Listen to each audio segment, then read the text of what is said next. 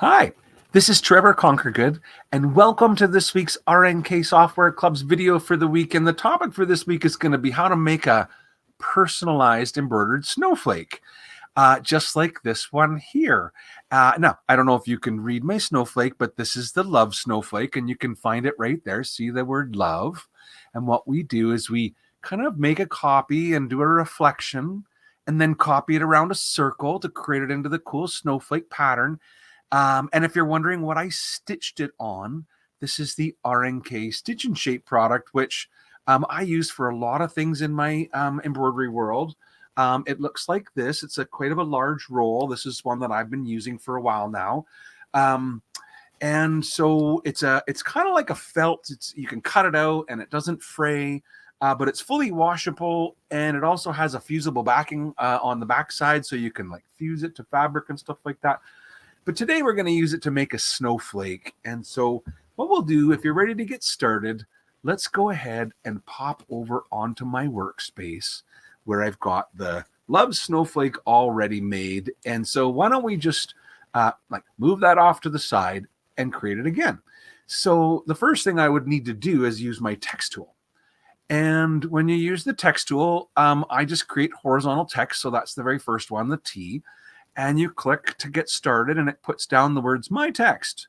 And it will come up with whatever letter style you used most recently. And for me, that was the anniversary script, because that's the one that I used to make the Love Snowflake. But that said, why don't we make a new Love Snowflake this time and try a different one? And it doesn't have to be a script, but I think the script ones are nice because it makes it a little bit cryptic. It's not just obvious that it says love when you look at it, but it's there if you find it. And so it's kind of fun to do it that way. And so what I'll do is I'll click on the font filter and filter to see just the script fonts.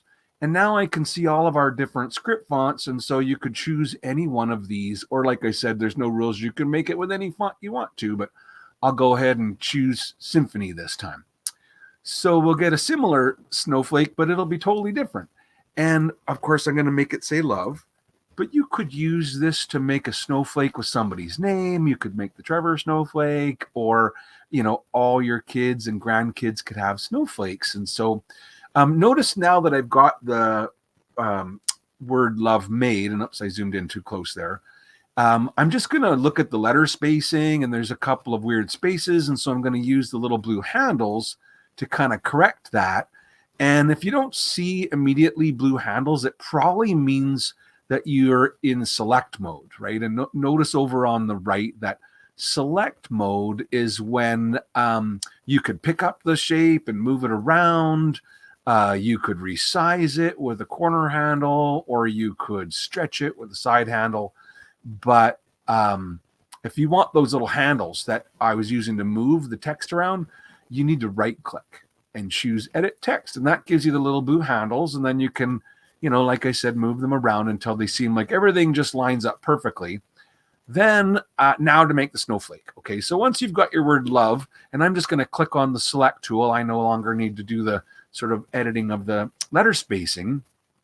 And maybe perhaps what I'll do, this is optional, but I like to kind of elongate mine because it's such a short word, just to make it a little bit larger, really, is all I'm doing that for.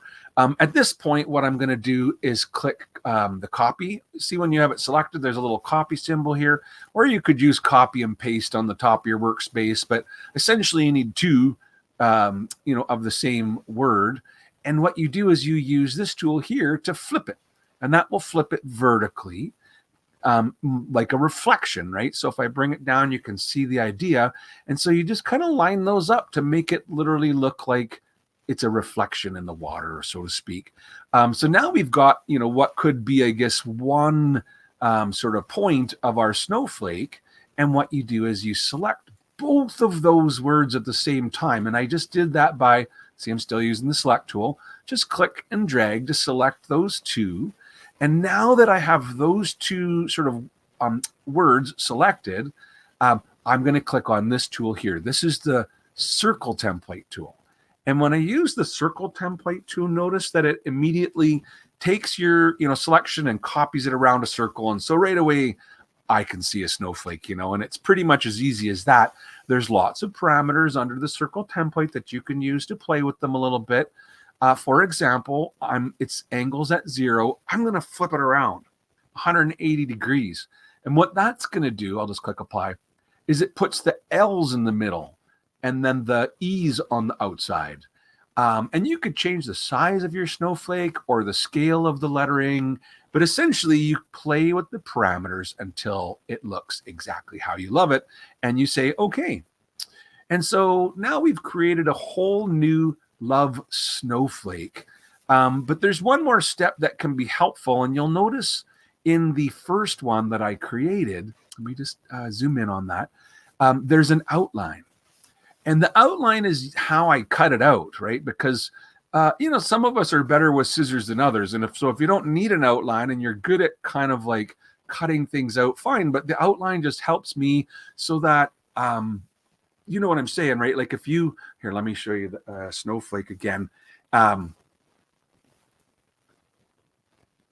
It cuts around it, and you kind of contour around the shape to get it to look like this. And so the outline's kind of a helpful part. And so here, let's go on and finish how to do that. So basically, what I have to do is I have to select not this one. Let me zoom out. So here we go. I'm going to use my select tool and select the new butterfly the new snowflake that we just created. And now you'd like to think that you could just use the create outline tool, but for some reason, create outlines doesn't work with text. That's something that we've taken as a request, to maybe enhance in the future. But the easiest way to do it is actually use the nap control tool. And with the nap control tool, if you choose to add the finishing run stitch, then it's kind of perfect, because what you'll do is you'll actually just delete the nap control.